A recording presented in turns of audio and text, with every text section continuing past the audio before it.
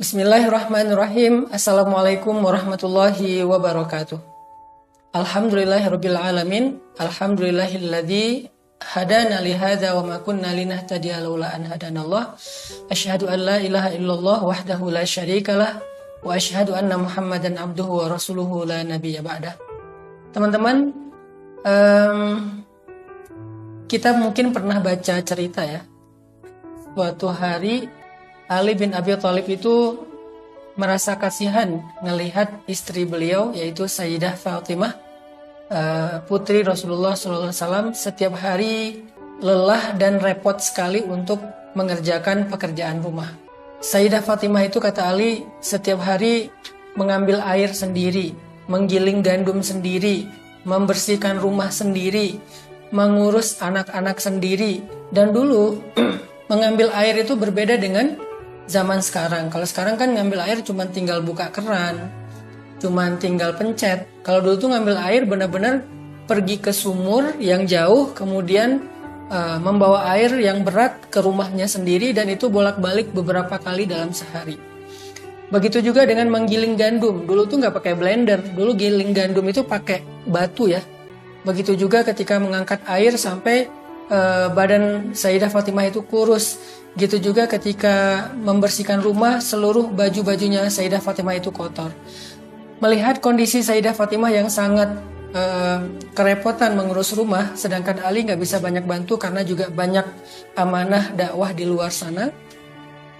Maka suatu hari Ali mendengar kalau Rasulullah SAW baru mendapatkan banyak budak.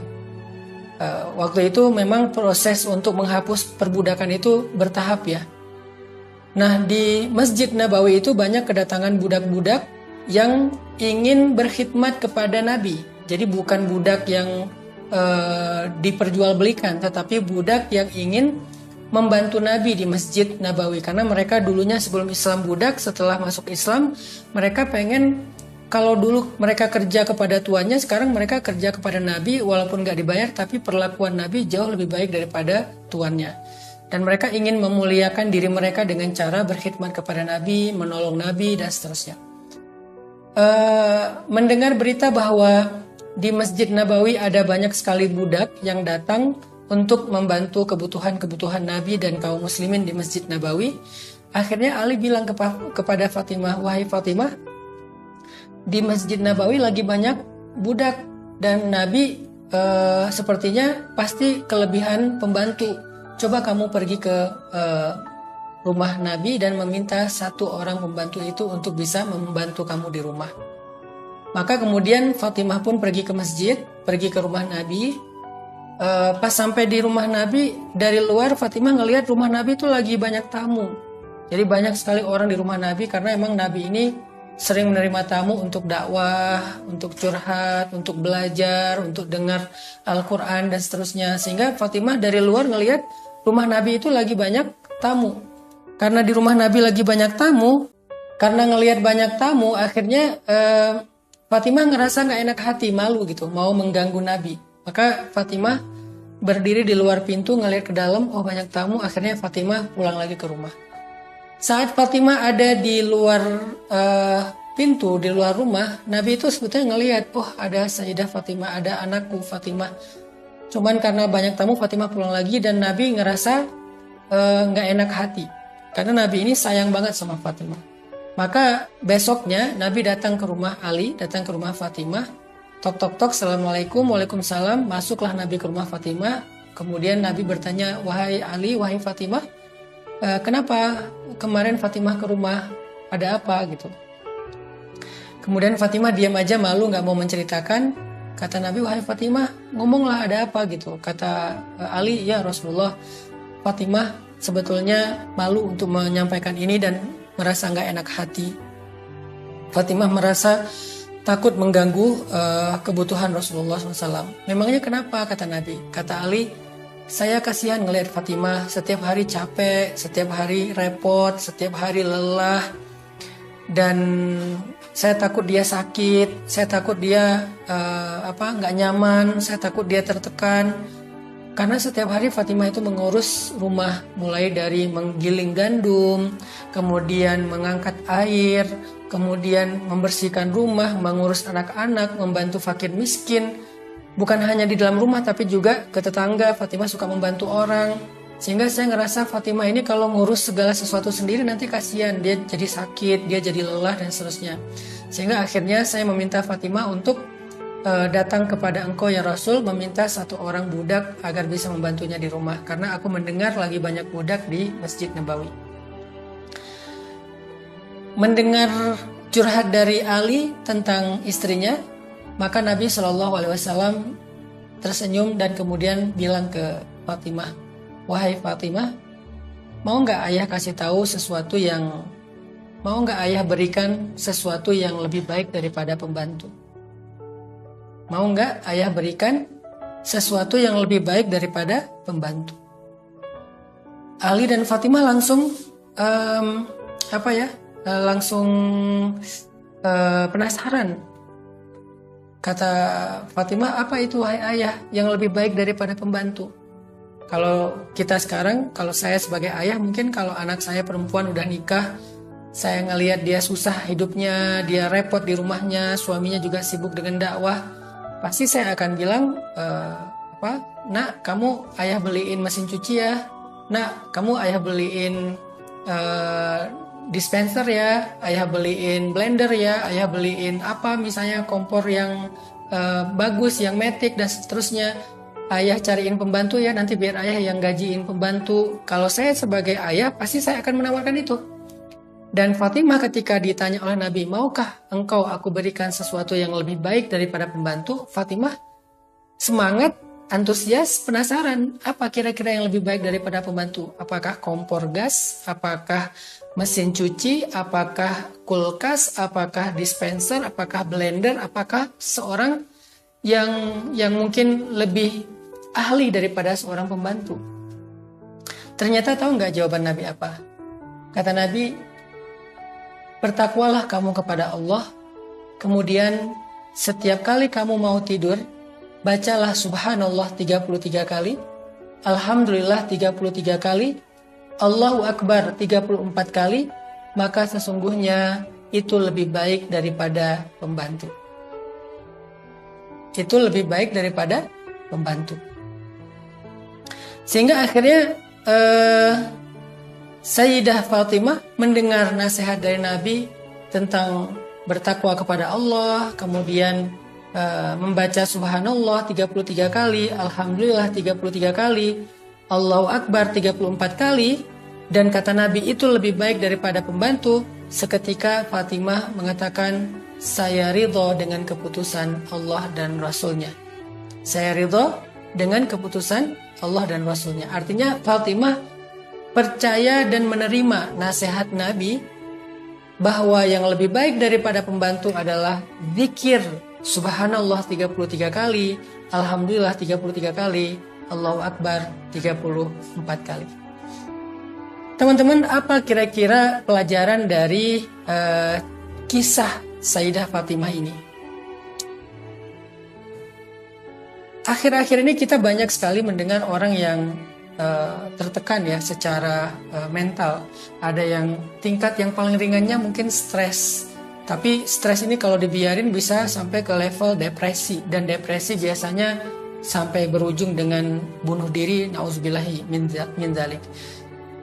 Dan ketika saya coba baca-baca beberapa berita tentang data orang yang mengalami stres atau tertekan, terutama di kota-kota besar, tapi juga sekarang udah menyebar ya, bukan hanya kota-kota besar, tapi juga di pedesaan.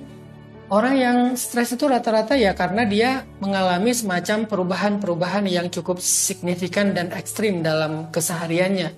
Misalnya yang tadinya punya pembantu, tiba-tiba pembantunya pulang, tiba-tiba pembantunya berhenti, tiba-tiba pembantunya pindah kerjaan.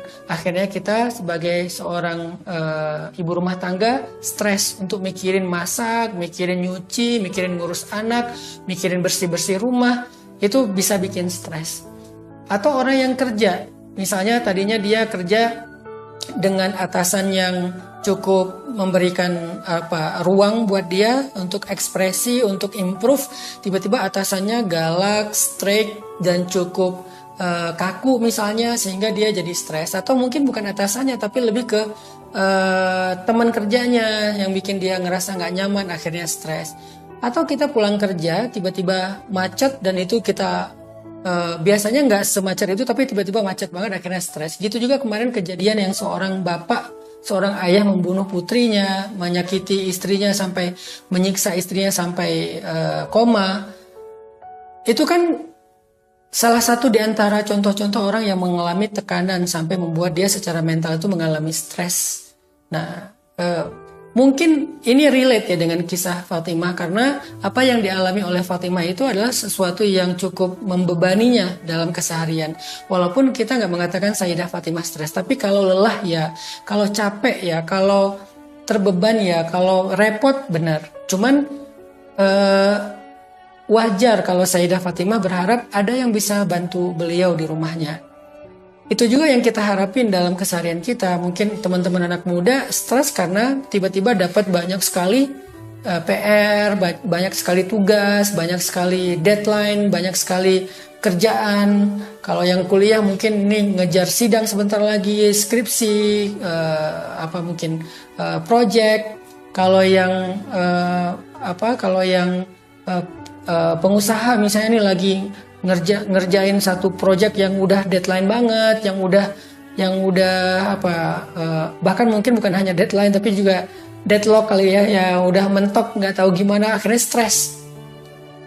Ketika kita stres, semua kita mencari solusi yang menurut kita tuh kayak bisa ngeringanin beban kita, solusi yang bisa meringankan beban pikiran, beban tenaga, beban waktu, beban pekerjaan. Kita mencari solusi seperti itu. Dan itu juga yang dicari oleh Sayyidah Fatimah. Sayyidah Fatimah mencari solusi untuk meringankan bebannya, dan itu adalah usulan dari suaminya juga, yaitu Ali bin Abi Thalib, yang bisa meringankan beban pekerjaan di rumah tangganya, meringankan tenaganya, meringankan pikirannya, meringankan repotnya. Itu yang dicari oleh Sayyidah Fatimah. Tapi tahu nggak? Ternyata Nabi tidak memberikan solusi itu. Justru yang diberikan oleh Nabi itu adalah solusi lain yang nggak pernah terduga oleh kita. Ketika kita stres dengan pembantu yang pulang, ketika kita stres dengan pekerjaan yang numpuk dan semuanya juga lagi kejar deadline, ketika kita stres dengan tugas-tugas kuliah dan tugas-tugas sekolah yang banyak, ketika kita stres dengan networking kita atau dengan pertemanan kita, sosial kita misalnya, ketika kita stres dengan perilaku pasangan kita berpikir solusi apa yang bisa meringankan saya. Ternyata teman-teman, solusi yang diberikan Nabi itu adalah zikrullah, zikir. Solusi yang diberikan Nabi itu adalah zikir, bukan mesin cuci, bukan blender, bukan dispenser, bukan pembantu atau asisten rumah tangga yang expert. Yang diberikan oleh Nabi itu adalah zikir. Kenapa? Karena banyak masalah dalam kehidupan kita, banyak beban dalam kehidupan kita terasa berat bukan karena bebannya berat. Banyak masalah yang kita alami dalam hidup itu terasa begitu mengganggu bukan karena masalahnya memang terlalu besar dan mengganggu. Tapi kemampuan mental kita, jiwa kita dalam mengemban atau memikul beban itu gak terlalu kuat. Karena kita ngerasa hidup kita kayak nyesek ya. Kita ngerasa hidup kita nyesek, kita ngerasa hidup kita sempit. Itu bukan karena masalah kita besar sehingga hidup kita menjadi sempit, bukan. Seringkali bukan masalahnya yang besar, tetapi memang hatinya yang kecil. Bukan masalahnya yang besar, tetapi memang jiwa kita yang sempit. Bukan masalahnya yang berat, tetapi mental kita yang lemah. Karena kalau kita membandingkan dengan orang lain, kita kadang menemukan ada orang yang punya masalah lebih berat dari kita dan dia masih terlihat masih terlihat santuy, masih terlihat kuat, masih terlihat wajar dan masih mampu untuk bisa survive, bahkan dia bisa survive. Karena kita ngerasa anak baru 1 atau 2, seorang ibu rumah tangga dengan anak 1 atau 2, dia udah ngeluh banget karena nggak ada asisten rumah tangga. Tapi di tempat lain ada ibu-ibu dengan anak 9, dia tidak semengeluh ini. Dan dia juga nggak punya asisten rumah tangga. Terkadang masalah utama dalam hidup kita itu bukanlah beban hidup, bukanlah gangguan dari luar, bukanlah musibah, bukanlah masalah, bukanlah sesuatu yang menjadi yang sifatnya dari luar. Bukan itu masalah utama dari hidup kita. Terkadang masalah utama dari hidup kita adalah hati kita, jiwa kita, mental kita, kekuatan diri kita. Sehingga yang kita butuhkan dalam menghadapi hidup itu gak selalu solusi yang untuk meringankan beban. Gak selalu solusi untuk menghilangkan masalah. Tapi kadang yang kita butuhkan dalam hidup itu adalah kekuatan jiwa, kekuatan batin, kekuatan mental, kekuatan fisik untuk mengangkat beban dan masalah tersebut. Saya sering ngasih analogi gini.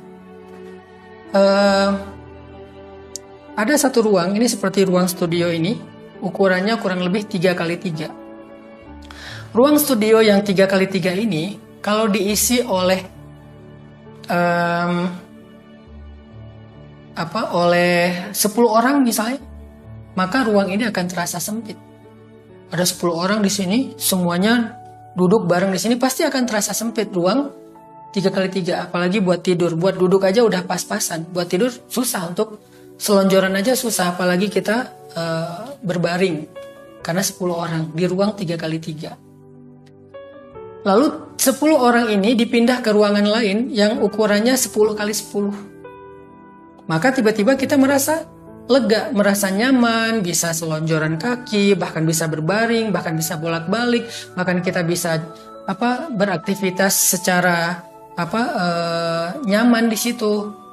Padahal jumlah bebannya sama-sama 10 orang. Tetapi kenapa di sini terasa sesek dan sempit, di sana terasa lega dan nyaman? Bukan karena di sana bebannya lebih kecil, tetapi ruangnya lebih besar. Hidup kita kadang seperti itu, teman-teman. Seringkali kita mengeluh, saya gini, saya gitu, ini masalah kerjaan banyak banget, ini tugas banyak banget, ini teman-teman gak ada yang benar, ini dan ini itu, semuanya kita keluhin, seolah-olah kita tuh overweight. Jadi kita tuh kayak kelebihan muatan. Kenapa ada istilah overweight sampai kelebihan muatan? Karena ada batasan.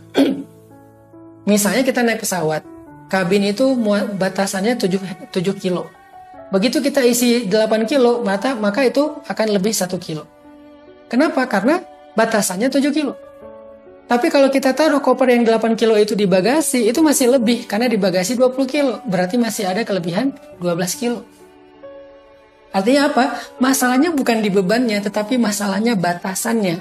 Kita mau membuat batasan itu sempit atau lega. Mau batasan itu kecil atau besar. Mau batasan itu ringan atau berat. Hidup kita kadang kayak gitu. Jadi kayak Nabi paham banget bahwa masalah Sayyidah Fatimah itu bukan di pekerjaan rumah aja. Walaupun itu sesuatu yang mungkin agak merepotkan. Tetapi masih wajar lah. Justru masalah Sayyidah Fatimah itu adalah kekuatan mental dalam menghadapi beban hidup, kekuatan jiwa dalam menghadapi amanah rumah tangga. Itunya yang harus ditambah, kekuatannya harus ditambah, kebesaran hatinya yang harus diperbesar, kelapangan dadanya yang harus diperluas, kesiapan dan kekuatan mentalnya yang harus dikuatin lagi gitu. Sehingga akhirnya beban yang sama tadi bisa terasa lebih ringan. Maka Nabi memberikan solusi yang sangat istimewa, yang sangat luar biasa, yaitu terapi mental kepada Sayyidah Fatimah. Bukan solusi teknis, bukan solusi yang kita bayangin untuk meringankan beban hidup, tetapi terapi mental. Ini luar biasa. Sehingga Sayyidah Fatimah yang memang dasarnya seorang perempuan yang solihah, yang kurangnya sebagai anak Nabi, perempuan yang sempurna, bahkan salah satu dari 4 perempuan sempurna, imannya iman Sayyidah Khadijah, ibunya sendiri yang luar biasa, dengan otomatis menerima nasihat Nabi dengan mengatakan saya terima, saya ridho, saya terima, saya ridho dengan keputusan Allah dan Rasul. Maka sejak hari itu Sayyidah Fatimah mengamalkan zikir Subhanallah 33 kali, Alhamdulillah 33 kali, dan Allahu Akbar 34 kali, sampai akhirnya Sayyidah Fatimah merasa bahwa pekerjaan rumah tangganya itu ringan. Pekerjaan rumah tangganya itu bukan lagi beban bagi dia. Kok bisa? Kok bisa zikir itu menjadi sebuah kekuatan mental bagi Sayyidah Fatimah? Itulah kenapa Allah mengatakan Qad aflaha man zakkaha. Sungguh beruntung orang yang membersihkan jiwa. Bagaimana membersihkan jiwa? Salah satunya dengan zikir. Ala bidzikrillah tatmainnul qulub. Bukankah dengan zikir kepada Allah hati menjadi tenang? Hati menjadi tenang itu sebuah kondisi ketika jiwa seseorang itu dalam keadaan nyaman, dalam keadaan baik, maka hatinya menjadi tenang. Sehingga orang yang ahli zikir, dengan zikir yang benar, dengan zikir yang dimaknai, difahami, dihayati, dia paham betul maksud dari kalimat subhanallah, alhamdulillah, Allahu Akbar itu, dia ngerti banget maksudnya, maka itu akan menguatkan jiwanya. Kalau jiwanya sudah kuat, jiwanya sudah bersih, jiwanya sudah lurus, jiwanya sudah lapang, maka beban hidup itu akan terasa ringan. Kok bisa? Subhanallah, alhamdulillah, Allahu Akbar itu bisa membersihkan jiwa dan membuat beban hidup jadi ringan. Ini sederhananya aja ya, saya ringkas deh karena pembahasan ini panjang banget. Subhanallah itu adalah sebuah tasbih. Tasbih itu maknanya tanzih. Jadi subhanallah itu tanzih. Kita bersihin segala macam prasangka kita kepada Allah. Itu subhanallah. Bahwa hidup kita ini tidak ada yang yang salah dari Allah. Bahwa takdir kita itu nggak ada yang salah, bahwa nasib kita itu nggak ada yang salah, bahwa hidup kita itu nggak ada yang kurang dari Allah. Allah selalu memberikan yang cukup buat kebutuhan kita, Allah selalu memberikan yang terbaik buat kita. Kita bersihin dulu nih prasangka kita terhadap Allah dengan subhanallah, maha suci Allah. Arti suci itu Allah maha terpelihara dari yang buruk, terpelihara dari salah mengambil keputusan, terpelihara dari memberikan takdir yang tidak baik untuk kita. Nggak mungkin, Allah maha bersih, maha suci dari semua itu. Dibersihin dengan 33 kali tanzih, tasbih, purifikasi, menjernihkan pikiran tentang Allah dari prasangka, zunun. Makanya ketika sahabat mulai khawatir dalam serangan musuh, mereka merasa kayak sendiri, nggak ada pertolongan dari siapa-siapa. Allah menyebutnya dengan istilah watadhunnuna billahi dzunun, dan kalian berprasangka kepada Allah dengan prasangka-prasangka yang nggak benar. Sehingga Allah menasihati mereka, menyuruh mereka membersihkan prasangka mereka. Itu ada dalam kalimat subhanallah. Ngerti nggak kita maksudnya? Jangan-jangan kita mengucapkan subhanallah sebagai ritual saja dan kita nggak ngerti, makanya tidak menguatkan jiwa. Kemudian alhamdulillah itu adalah grateful, merasa paling beruntung, berterima kasih, bersyukur terhadap kebaikan Allah.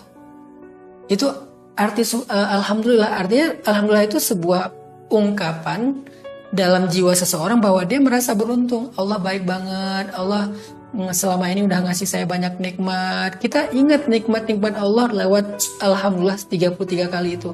Nggak apa-apa yang keingat aja.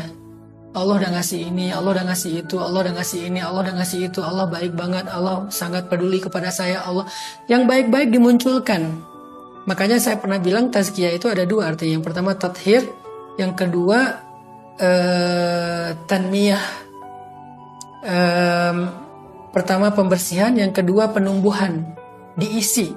Pembersihan dari yang buruk-buruk tentang Allah, kemudian ditumbuhkan yang baik-baik tentang Allah. Dan memang harusnya seperti itu. Sehingga alhamdulillah itu adalah sebuah ungkapan ketika seseorang ngerasa dapat kebaikan.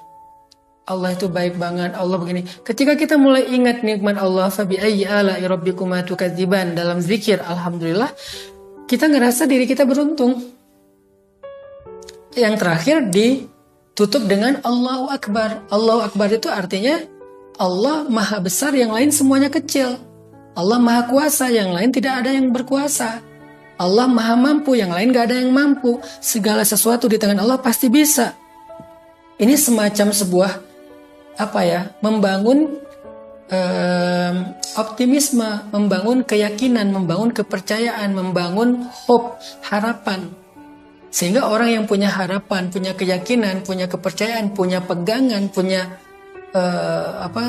optimisme dalam hidupnya, dia akan kuat menghadapi masalah. Karena optimisme itu semacam suntikan vitamin yang bikin dia bertenaga lagi secara kejiwaan.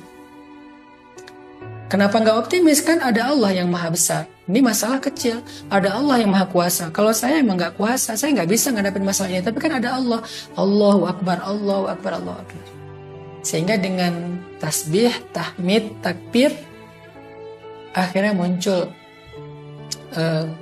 muncul sesuatu di dalam diri kita. Pertama muncul tanzih, kita purifikasi, bersihin prasangka buruk kepada Allah. Yang kedua muncul syukur, rasa menghargai apa yang Allah berikan. Yang ketiga muncul tajlil, mengagungkan Allah, muncul pengagungan terhadap Allah, merasa Allah itu maha kuasa dan kita tidak kuasa. Dari situlah akhirnya mental itu menjadi kuat. Dari situlah akhirnya hati menjadi tenang. Dari situlah akhirnya jiwa menjadi lapang. Dalam kondisi itulah akhirnya kita mampu mengangkat beban hidup kita. Ini adalah salah satu contoh tazkiyatun nafs. Kalau dalam bahasa sekarang itu terapi mental terhadap orang yang mengalami tekanan hidup seperti stres, diterapi dengan sebuah terapi yang paling baik yang Allah ajarkan lewat Rasulullah SAW, yaitu mengingat Allah lewat zikir yang diajarkan kepada Sayyidah Fatimah. Kuncinya, fahami apa yang kita baca. Sedalam mungkin, seluas mungkin makna dari kalimat yang kita baca. Itu kuncinya. Karena banyak orang yang mengamalkan terapi ini tapi tidak berpengaruh. Kenapa nggak berpengaruh kepada jiwanya? Karena dia nggak ngerti apa yang dia baca. Mungkin dia tahu terjemahannya tetapi tidak tahu pesan di dalam kalimat itu. Jadi message-nya tuh nggak dapet.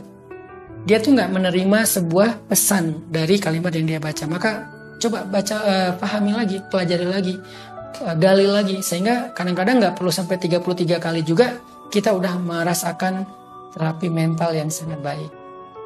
Itu tuh semacam terapi yang diajarkan Nabi kepada Sayyidah Fatimah dalam tekanan hidup, tekanan mental terhadap beban hidup seperti masalah rumah tangga. Dan ini bisa diterapkan dalam masalah-masalah yang lain. Itulah yang kita sebut dengan tazkiyatun nafs. Itu yang salah satu yang saya ambil dari buku ini, namanya Tazkiyatul Anfus, atau ini buku ringkasan tentang tazkiyatun nafs yang saya pernah sampaikan minggu lalu ya, yang ditulis oleh Syekh Said Hawa. Ternyata salah satu terapi mental itu adalah zikir, tapi dengan kunci tadi, paham maksud dari zikir yang kita baca, lalu kita coba hayati, kita coba tadabburi pesan-pesan di dalam zikir itu. Akhirnya Sayyidah Fatimah bisa melalui ujian beban hidupnya dengan baik. Masalahnya tidak berkurang, atau mungkin bebannya tidak berkurang, tetapi masalah dan beban itu tidak lagi mengganggu. Itu kan yang paling penting ya. Karena kalau kita mengharapkan bebannya berkurang, sebetulnya itu nggak selalu bagus juga. Sama seperti ketika orang belajar ngangkat beban untuk membentuk otot kan. Kalau dia berharap bebannya berkurang, maka otot itu nggak akan pernah terbentuk. Karena otot tidak pernah terbentuk, dia nggak pernah kuat. Sama kayak kita berlatih sesuatu. Kalau kita berharap, bisa nggak ya latihannya jangan berat-berat, kita nggak akan pernah ahli. Saya dulu ketika belajar belajar ngaji. Awal-awal belajar ngaji karena saya mau ikut musabaqah tingkat kecamatan, tapi saya belum bisa baca Quran. Saya hanya bisa membaca ayat-ayat yang saya udah hafal. Jadi kayak saya dengar dari ibu saya baca apa, saya hafal, lalu saya tampil. Dan itu modalnya suara.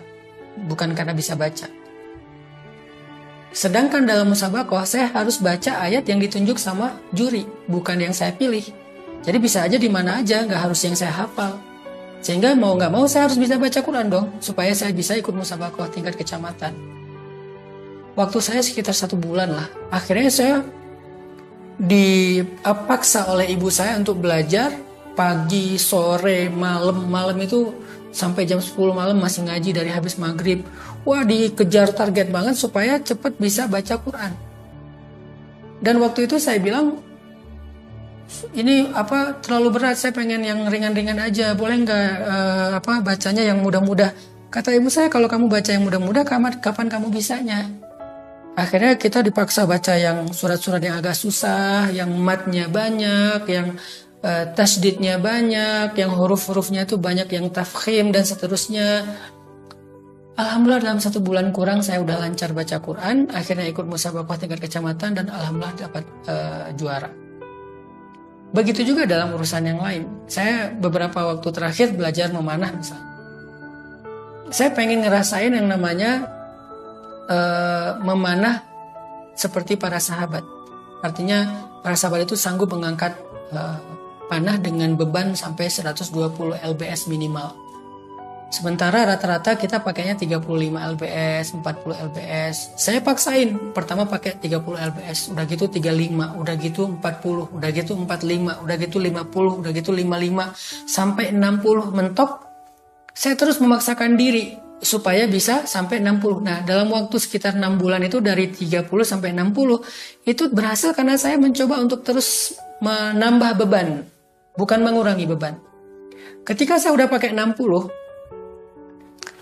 tiba-tiba saya malas memanah ya. Biasanya udah pakai 60 itu biasanya sekitar 100 shot ya, 100 shot.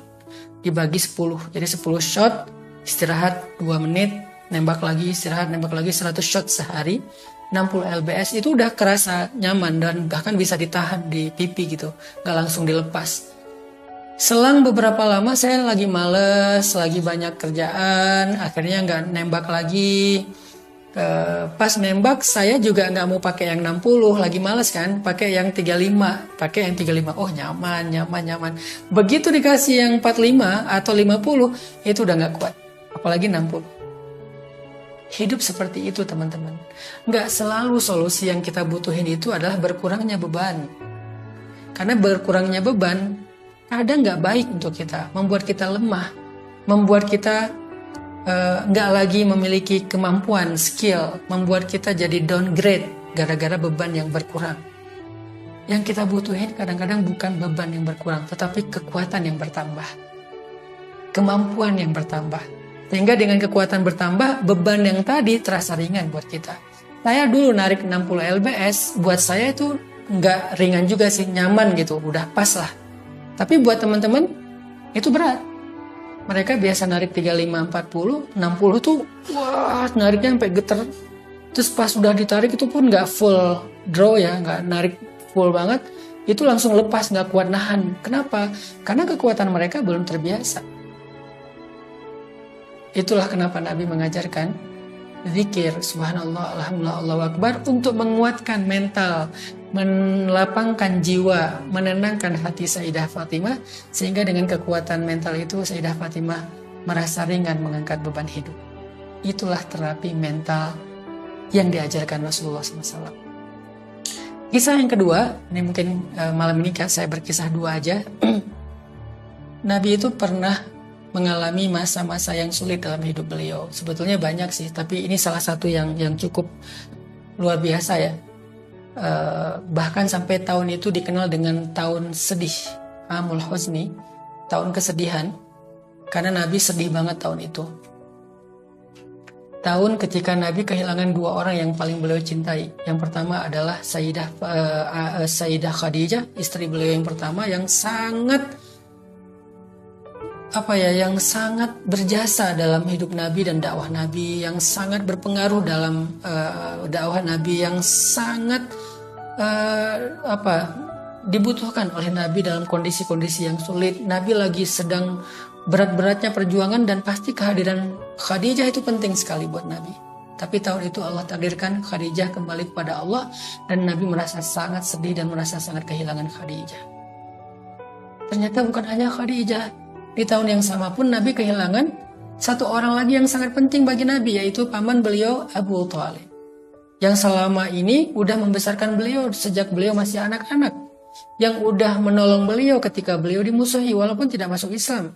Yang selama ini menjadi pelindung beliau di antara ancaman-ancaman musuh.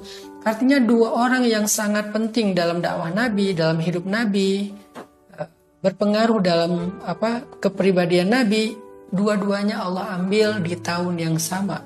Sehingga Nabi merasa sangat kehilangan, merasa sangat sedih. Mungkin kalau kita ngalamin itu masuk ke level depresi kali. Karena banyak sekarang anak muda yang depresi setelah kehilangan ayah mereka. Ayahnya meninggal atau ibunya meninggal. Depresi karena ditinggalkan oleh pasangannya. Depresi karena ditinggalkan oleh pacarnya. Diputusin, diselingkuhin, dikhianatin, dan seterusnya. Depresi karena kehilangan pekerjaan. Depresi karena dibully di sosial media atau oleh teman-temannya. Depresi. Kalau kita levelnya mungkin depresi. Dan depresi ini kan level lanjut daripada stres ya. Yang udah tekanannya luar biasa. Kesedihannya berlarut-larut lebih dari 40 hari. Depresi. Tapi Nabi nggak sampai ke level depresi. Kita nggak bisa mengatakan Nabi depresi nggak. Tapi Nabi sedih. Ya, dan kesedihan Nabi itu kesedihan yang cukup lama. Lebih dari seminggu Nabi sedih. Kenapa? Ya wajar kesedihan beliau. Karena kehilangan Sayyidah Khadijah dan Abu Thalib, dua sosok yang luar biasa, terutama Sayyidah Khadijah. Dan Sayyidah Khadijah ini sangat membekas dalam hati Nabi.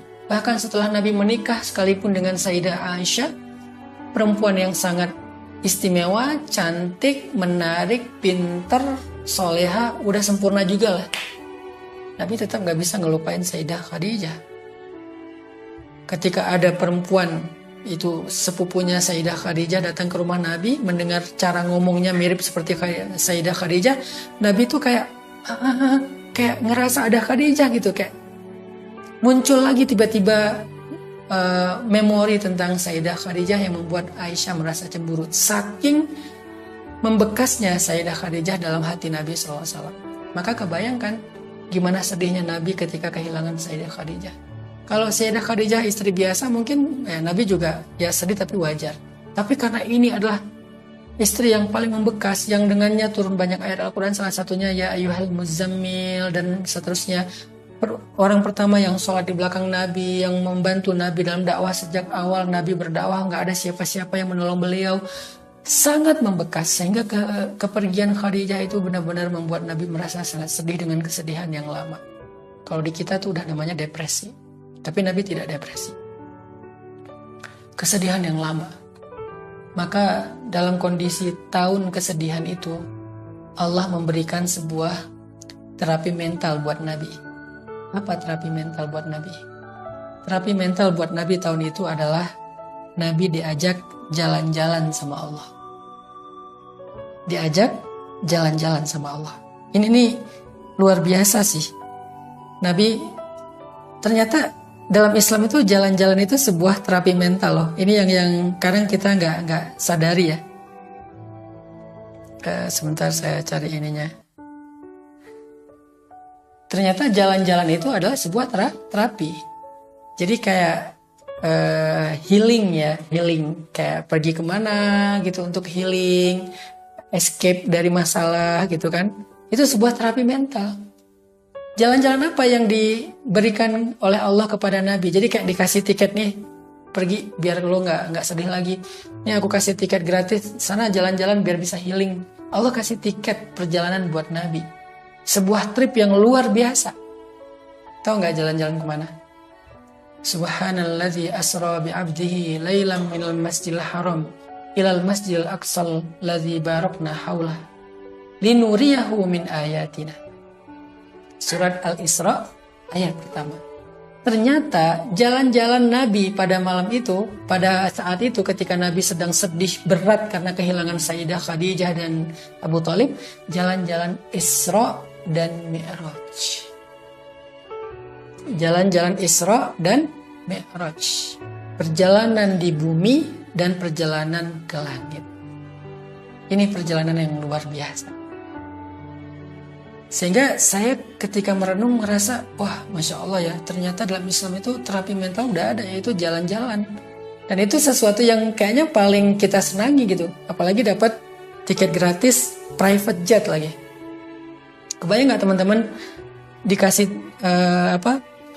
perjalanan VIP dengan private jet, kemudian ketemu dengan orang-orang keren, ketemu dengan tokoh-tokoh hebat, ketemu dengan para idola kita yang selama ini kita cuma lihat mereka di media, yang selama ini kita cuma dengar cerita tentang mereka tapi nggak pernah ketemu.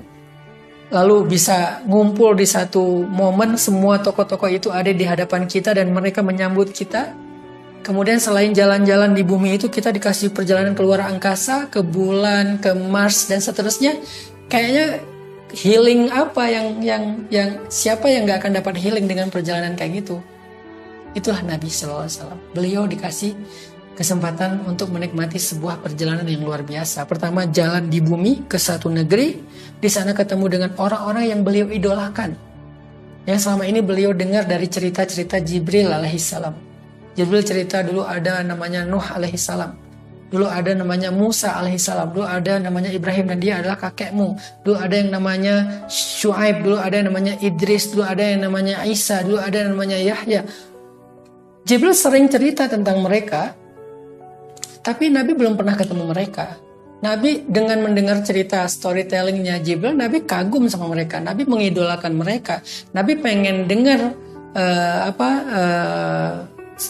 cerita mereka langsung, Nabi pengen dialog, pengen ngobrol, pengen chat, pengen duduk bareng dengan mereka.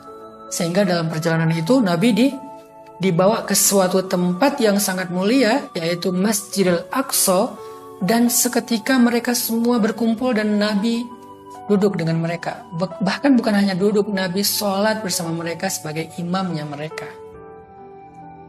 Ini perjalanan yang luar biasa. Kenapa ketemunya dengan para anbiya? Kenapa nggak jalan-jalannya ngelihat pemandangan, ketemu dengan para penyair, ketemu dengan siapa gitu yang sifatnya entertain murni? Kenapa ketemunya dengan para nabi? Lagi-lagi tadi, yang dibutuhkan oleh nabi itu bukan hiburan murni, sekedar hiburan aja, bukan. Yang dibutuhkan oleh Nabi itu hiburan yang bisa menguatkan mental beliau. Hiburan yang bisa menguatkan mental, bukan hiburan yang bisa menyenangkan. Bukan hiburan yang bisa sekedar seru-seruan, bukan hiburan yang rehat sejenak, bukan. Tapi dia adalah hiburan, tetapi hiburan ini menguatkan mental. Itulah yang dikenal dengan Isra.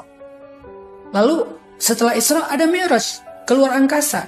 Kalau kita mungkin sekarang yang teknologinya baru ke bulan. Tapi Nabi sampai ke langit pertama, langit ke-7, Sidratul Muntaha, bertemu dengan Allah. Perjalanan yang dahsyat sekali. Sampai ke Baitul Ma'mur, Sidratul Muntaha, Arasy, ketemu langsung dengan Allah. Namanya Mi'raj. Itu juga hiburan. Kurang hiburan apa? Naik ke langit luar angkasa. Kita ngelihat ilustrasi luar angkasa aja, galaksi, kemudian space, alam semesta dari jarak sekian ribu tahun perjalanan cahaya, kita udah merasa terhibur ya. Apalagi kalau kita pakai 3D misalnya, atau pakai metaverse, kita ngelihat semua itu seolah-olah real banget, itu lebih terhibur lagi kan. Nabi ngalamin itu real, bukan pakai teknologi. Dan itu bukan cuma keluar angkasa, sampai ke langit dunia, sampai ke Baitul Ma'mur, sampai ke Sidratul Muntaha yang gak ada lagi makhluk yang pernah melewati batasan itu, sampai ke Arasy Allah SWT, melihat kemuliaan dan keagungan Allah SWT di sana. Itu kurang hiburan apa? Tapi hiburan itu gak semata-mata untuk menghibur beliau, sekaligus menguatkan mental, jiwa, hati beliau, sehingga ketika beliau pulang dari jalan-jalan, beliau siap menghadapi hidup, siap mengangkat beban hidupnya lagi. Hiburan dan perjalanan seperti itulah yang kita butuhkan, teman-teman. Terus gimana caranya Ustadz melakukan Isra dan Mi'raj versi kita? Kita kan gak punya privilege seperti Nabi ya. Nabi privilege-nya sampai punya, dikasih jet pribadi loh untuk Isra. Apa namanya jetnya? Buraq. dikasih jet pribadi yang kecepatannya melebihi kecepatan cahaya, namanya buraq. Ditemani oleh seorang satu makhluk Allah yang sangat sempurna, rajulan basyaron sawiya, laki-laki yang sempurna. Sempurna bukan hanya fisiknya, juga akhlaknya. Yang nyaman banget pasti having trip bareng dengan dia. Kita kan trip itu bukan soal destinasi ya. Trip itu soal bersama siapa kita melakukannya.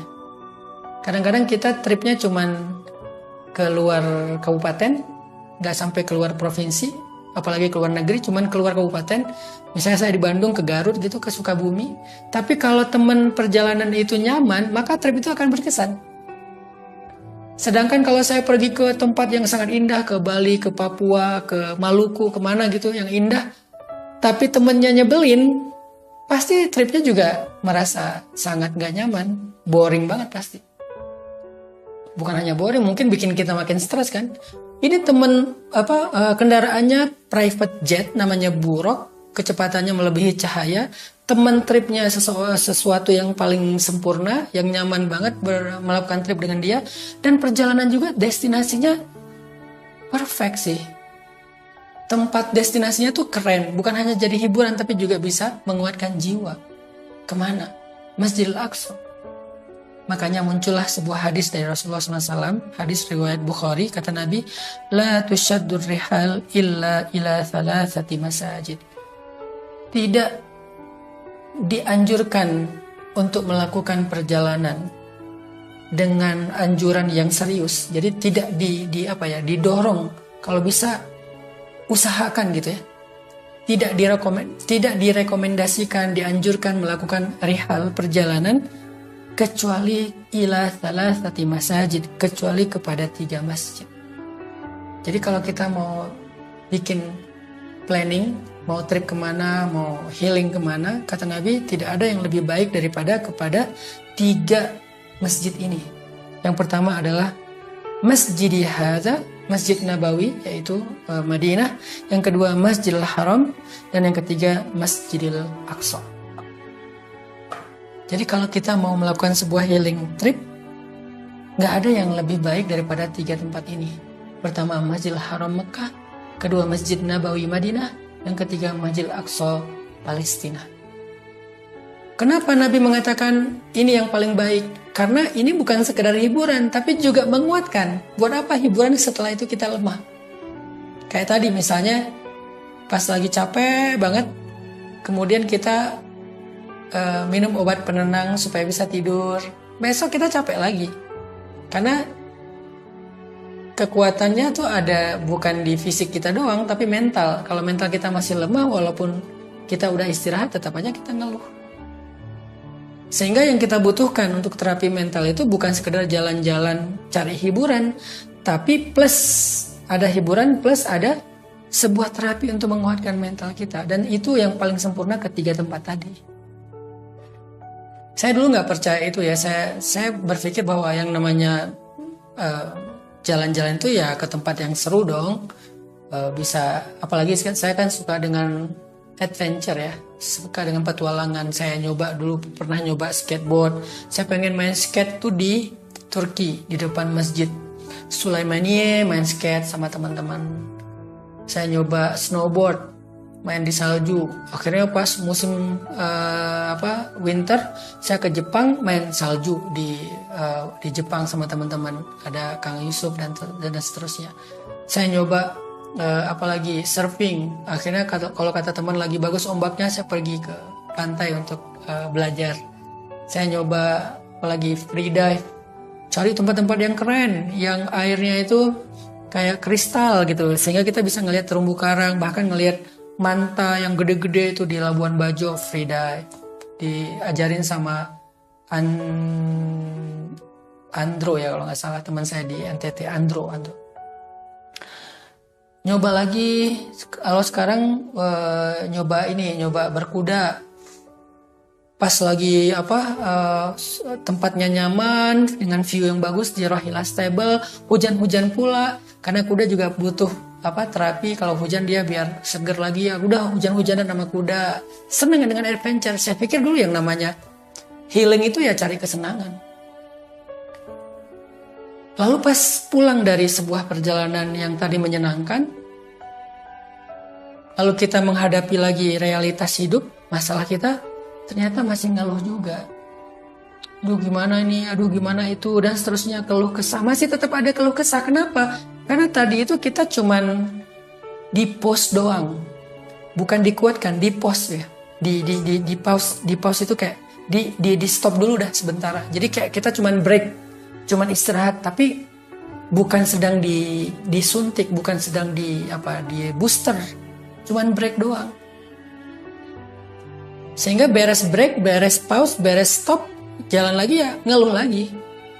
Itu yang saya rasain. Dan itu saya yakin dengan pilihan hanya sekedar mencari hiburan, itu yang kita akan rasakan. Memang saat break, saat di pause itu kita kayak nyaman, enak ya, nggak mikirin masalah, nggak mikirin kerjaan, nggak mikirin kuliah, nggak mikirin sekolah, nggak mikirin bla bla bla. Nyaman. Berapa hari nyamannya? Seminggu ketika kita lagi trip. Kenapa? Pas kita pulang, kita ngeluh lagi, kita merasa nggak berdaya lagi. Karena dalam fase break tadi itu kita nggak dikuatin. Kita cuman coba lari dari masalah sebentar. Kita coba ignoring doang sebentar. Tapi kita nggak di booster. Beda dengan trip ke tempat yang tadi direkomendasikan sama Nabi. Selain kita healing, selain kita having fun, selain kita seru-seruan, selain kita entertain, selain kita break, kita juga sedang di booster loh. Yang membuat mental kita mudah-mudahan tanzih dan tanmiyah. Dibersihin, tathir, dibersihin, lalu dia tumbuh sesuatu yang menguatkan jiwa, melapangkan dada, menenangkan hati. Itu yang disebut dengan perjalanan Isra, kemudian Mi'raj. Isra-nya kemana? Isra-nya ke Masjidil Haram, ke Masjidil Aqsa, ke Masjid Nabawi, itu Isra-nya. Itulah kenapa dalam syariat Islam ada terapi mental Isra, namanya haji dan umroh. Jadi syariat Islam itu bukan sekedar ritual. Yang saya sayangkan, kita kadang-kadang ngelihat syariat itu sebagai sebuah hukum doang. Ngelihat ibadah itu kayak ritual doang untuk dapat pahala. Padahal itu bukan sekedar ritual untuk dapat pahala loh. Tapi tidak ada yang Allah syariatkan kecuali untuk kebaikan kita, zahir dan batin. Jadi salah satunya syariat haji dan umroh, atau kalau haji itu setahun sekali, atau sebutlah kalau umroh lebih mudah karena haji susah harus nunggu sekian puluh tahun. Umroh itu adalah sebuah terapi mental. Umroh itu bukan sekedar bukan sekedar break. Umroh itu bukan sekedar entertain. Walaupun dapat entertain, saya seringlah bawa umroh orang yang menikmati banget perjalanannya. Apalagi kalau umrohnya dengan orang yang kita nyaman. Itu entertain ya, tapi bukan sekedar entertain. Dia menjadi sebuah booster, disuntik kekuatan batin, mental, jiwa, hati kita untuk bisa mengangkut beban, sehingga beban hidup yang sama itu sebelum kita berangkat umroh dengan kita pulang umroh, bebannya sama, tetapi kita merasa lebih ringan. Kenapa? Karena kita udah lebih kuat secara mental. Itulah kenapa Allah syariatkan umroh. Apalagi ketika kita berangkat umroh itu kita ditemani oleh orang yang mengerti, pembimbing. Kayak Nabi Isra Mi'raj, Isra-nya itu bersama Jibril. Maka ketika dalam perjalanan itu Jibril yang menjelaskan. Misalnya Nabi lagi ngelewatin sebuah gunung, namanya Gunung Tursaina di Mesir ya. Nabi mencium aroma yang sangat wangi dari Mesir. Wangi sekali. Sampai Nabi nanya, wahai Jibril, ini aroma wangi dari mana? Kata Jibril, itulah aroma wangi dari kuburannya Masyiatah yang dibunuh oleh Fir'aun dalam keadaan dibakar hidup-hidup bersama sekeluarganya. Waktu itu dia mempertahankan iman, nggak mau murtad dari agama Musa, sehingga dia direbus hidup-hidup di dalam digoreng ya, di dalam minyak mendidih bersama dengan bayinya, dan bayinya salah satu bayi yang bisa berbicara dengan seizin Allah.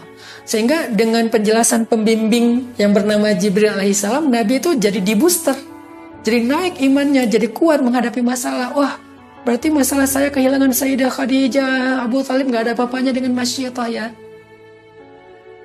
Perjalanan lagi, ngelihat keajaiban Allah apalagi. Wah, ternyata masalah saya nggak ada apa-apanya dibandingkan Musa. Masalah saya nggak ada apa-apanya dibandingkan Nuh. Nuh 950 tahun, saya baru juga berapa tahun. Masalah saya nggak ada apa-apanya dibandingkan dengan Ibrahim. Ibrahim dibakar dalam api, Ibrahim diusir, dan seterusnya. Jadi Nabi selain menikmati perjalanan, ada pembimbing, ada tour guide, ada pembimbingnya lah ya, yang ngebimbing Nabi sehingga Nabi dapat booster iman, mental, hati, jiwa. Dan umrah kan gitu kan syariatnya kan. Jadi selain kita berangkat, kita juga dibimbing. Pembimbing ini yang akan membooster kita. Selain nanti suasana di umroh itu, ibadah di umroh itu, penghayatan dari setiap ritual yang kita lakukan, dibimbing. Kenapa kita tawaf, Ka'bah itu seperti apa, ada keajaiban apa aja di dalam Ka'bah. Ka'bah itu hubungannya dengan langit kayak gimana. Kenapa kita umrohnya ke Ka'bah, kenapa kita nggak tawaf di rumah aja, kenapa harus Ka'bah, ada keajaiban apa di Ka'bah itu. Terus amalan-amalan apa yang luar biasa di Ka'bah, terus dampaknya terhadap masalah kita apa, kenapa kita ziarah ke Masjid Nabawi, kenapa kita ziarah ke kuburan Nabi, kemudian Baqi, ke tempat-tempat bersejarah, dapat pelajaran apa aja. Itu semuanya itu booster hati dan mental loh. Dan kita nggak dapat kalau kita hanya cari hiburan ke tempat-tempat wisata yang lain. Ini adalah terapi mental kedua dari storytelling saya malam ini. Alternatif nih, daripada kita misalnya ada budget tapi dipakai cuman hiburan doang, mending budget yang sama kita pakai buat healing zahir batin, yaitu umroh ke Baitullah. La tusyaddur rihal illa ila thalathati masajid, kata Nabi. Tidak dianjurkan melakukan rihlah, trip awalnya kalau kita punya budget, kecuali ketiga masjid. Mungkin kalau Masjidil Aqsa next lah, kalau Allah izinkan ya. Tapi yang paling penting sekarang ke Masjidil Haram dan ke Masjid Nabawi. Insya Allah nggak akan rugi. Insya Allah beda kalau kita pergi trip ke yang lain, itu uang kita habis. Tapi kalau ke Baitullah, uang kita nggak habis. Uang kita dibalikin sama Allah berlipat-lipat. Ada orang berpikir, aduh umroh mahal 30 juta, 40 juta, ada yang 50 juta, aduh mahal. Giliran ke Paris, kemana kita anggap wah murah banget nih, 30 juta, 40 juta murah. Padahal perjalanan yang hiburan itu, maka biaya kita atau harta kita akan habis. Kita dapat hiburan memang, tapi harta kita habis loh. Sedangkan perjalanan ke Baitullah, harta kita nggak habis. Allah ganti berlipat-lipat setelahnya. Sehingga bisa dikatakan umrah itu perjalanan gratis sih dari Allah. Cuman kita kasih semacam pinjaman dulu ke Allah. Setelah itu ntar Allah ganti dengan yang lebih besar. Jadi kayak gratis, bahkan bonus lagi dapatnya kalau ke Baitullah. Saya percaya itu, saya yakin itu, dan alhamdulillah selama ini selalu Allah mudahkan aja sih rezekinya. Mudah-mudahan malam ini kita dapat 2 pelajaran tentang terapi mental. Yang pertama adalah terapi mental dengan zikir. Yang kedua terapi mental dengan melakukan perjalanan atau jalan-jalan. Kalau dengan zikir, pelajaran ketiga deh. Pelajaran yang ketiga, life hacksnya adalah jangan selalu berharap beban hidup kita menjadi ringan. Karena terkadang beban hidup yang ringan membuat kita lemah. Tapi mintalah kepada Allah agar dikuatkan kita dalam mengangkat beban itu. Sehingga beban yang sama yang tadinya terasa berat, dengan kekuatan yang lebih, akhirnya beban itu terasa ringan dan tidak lagi mengganggu kita. Barakallahu fikum. Semoga teman-teman sehat selalu, berkah selalu, dan selalu dalam bimbingan Allah. Ini aja yang bisa saya sampaikan. Makasih banyak udah hadir dalam majelis ilmu online ini. Insya Allah nanti saya umumkan lagi kapan kita ketemu lagi ngebahas kitab ini, Tazkiyatun Nafs, di bab-bab berikutnya dengan bahasan yang lebih ringan. Billahi taufiq wal hidayah. Subhanakallahumma wa bihamdika asyhadu an la ilaha illa anta astaghfiruka wa atubu ilaik. Wassalamualaikum warahmatullahi wabarakatuh.